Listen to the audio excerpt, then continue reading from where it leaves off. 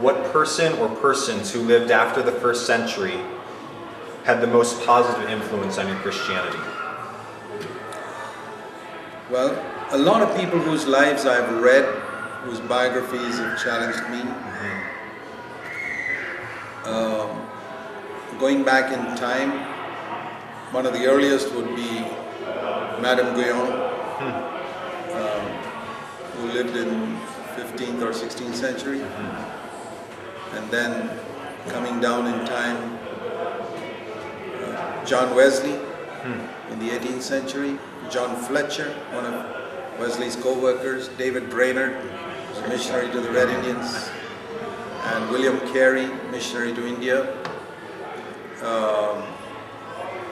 And then coming down later into the 19th century, Charles Finney, A.B. Simpson, William Booth, founder of the Salvation Army, George Muller, Finney, and then Hudson Taylor, missionary to China, early part of the 20th century, C.D. Studd, missionary to Africa, and other missionaries were not so well known. Amy Carmichael was in India, and then later on in the 20th century, Andrew Murray, earlier part of Jessie Penn Lewis, who wrote a lot about the cross, an English lady, and towards the latter half of the 20th century, A.W. Tozer, Watchman Nee.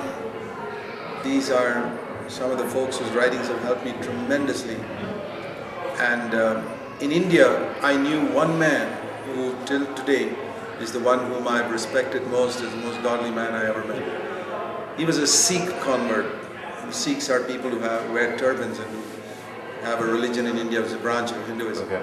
And he was converted from that. He was, 36 years older than me.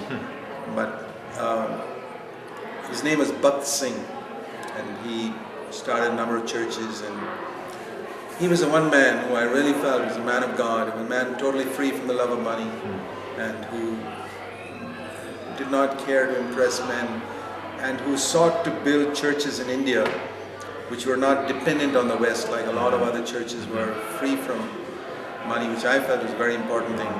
So he's the only man, I would say, in India who I really respected when I was a young Christian coming out to serve the Lord. He told me three things early in life which really helped me. One, he said, as a servant of the Lord, never make your needs known to anybody. And I followed that all these 42 years. I've never sent prayer letters or ever made my needs or the needs of our churches ever known to anyone. We've only told the Lord.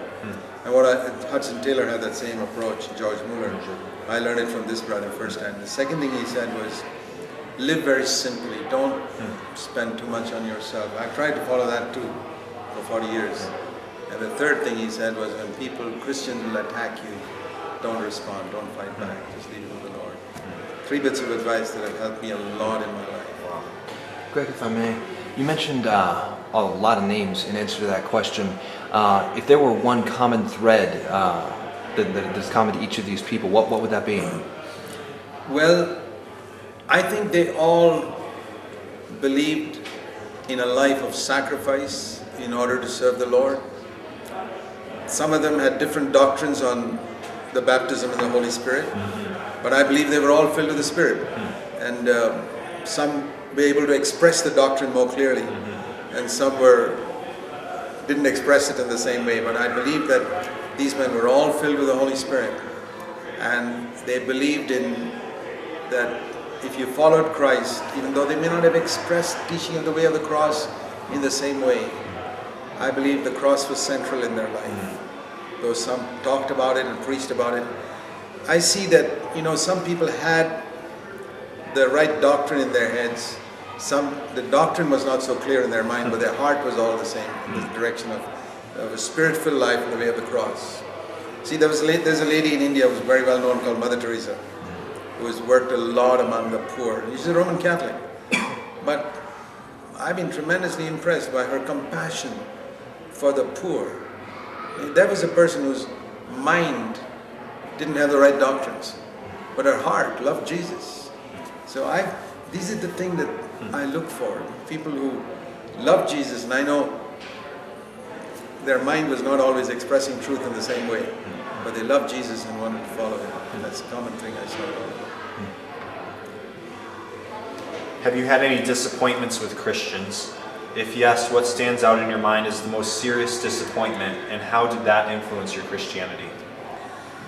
Yeah, well, when I left the Navy, the Lord called me to leave my job. I was ambitious to go to the top of the Navy, in Indian Navy, and then 1964, when I was 24 and a half years old, the Lord called me to quit my job. And the Navy never released me for another 2 years. So finally I left in 1966 when I was about 26 and a half years old. And I spent 9 years thereafter traveling the length and breadth of India. I felt my calling was primarily to India. Even today I feel that. My primary calling is in India. I traveled the length and breadth of India from north to south to east to west, and I went around to so many mission stations, churches. India's got only 2% Christian out of a population of 1,200 million people. 1% Catholic, 1% Protestant. But I found among that, the percentage of believers was so small. But the worst part, as I traveled around, was the quality of life of the Christians was so poor. Hardly anybody spoke about the things Jesus spoke on the Sermon on the Mount. In my 50 years as a believer, I never heard a sermon on being free from the love of money. I never heard people preaching strongly on never lusting with your eyes after a woman. I never heard preaching saying that anger was a sin you had to be completely free from. Or what it says in James 1:26, that if a man cannot control his tongue, his entire Christianity is worth zero. I never heard of preaching on that. I never heard preaching on be totally free from anxiety, or rejoice in the Lord always, 24/7. I never heard things like this, and I wish I had. And so I was disappointed with a lot that I saw. And finally, I pulled out of, I was traveling many countries already, even when I was 33 years old, 34 years old. I'd written books by then. I was having a weekly radio program. I was invited to conferences in many countries. But a time came in my life, I said, Lord, I'm not satisfied. I've defeated myself in my inner life. I want to be an overcomer. And I want to spend my life making a few disciples. I can't change the character of Christianity all over India, but in a few people, if I can lead them to the type of life described in the New Testament, I'll feel I've done a worthwhile job with my life. So I quit all ministry, stopped traveling, gave up everything, refused all the invitations, and sat in my home with about 7 or 8 people in 1975, August, and we started from scratch with others who were sick and tired of their own defeated life. I used to tell people, if you're sick and tired of the church you're in, don't come here. If you're sick and tired of your own life, come here. We want to be a group of people who are sick and tired of our own defeated life, and we don't want to sit here and criticize other churches. We want to judge ourselves and seek to come to a godly life. So I was disappointed with many things, but I think I was most of all disappointed with myself, my own defeated life. And I translate Matthew 11:28 like that. Come to me, all of you who are sick and tired of your defeated life, and I'll give you rest. And I can honestly say the Lord led me there into rest. What year was that you came to that rest? I would say, I can't say a moment like that, but from 75 onwards, from the time the Lord filled me afresh with the Holy Spirit, gave me the gift of tongues, I used to be very frequently discouraged and depressed before that. But it's amazing. I mean, the last 30 years, I've almost never been discouraged or depressed. Wow. God's been very good to me. I mean, like Paul says, there are fightings without and fears within, but I've been able to conquer them. And God's been very good to me. It all started around 33 years ago, but it's been progressive. The rest becomes deeper.